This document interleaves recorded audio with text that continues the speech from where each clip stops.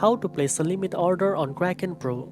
First of all, open the Kraken Pro app and go to the market section from the bottom navigation bar.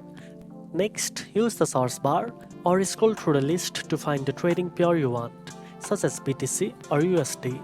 Tap on it and it will take you to the trading screen with charts, order book, depth and market trades. On this screen, look for the buy or sell button at the bottom. Now enter the amount of the asset you want to trade. You will also see the limit price field where you can set the price at which you want your order to be executed. Type in your desired price and double check the total cost. You can also adjust the amount using the slider if available. Once everything looks good, tap buy or sell depending on the direction of your trade. Unlike a market order, a limit order will only execute when the market reaches your specified price. You can track the status of your order under the Orders tab. Make sure your account is verified to access all trading features without any issues.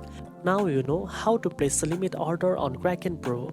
If you found this video helpful, don't forget to like, share and subscribe for more trading tips.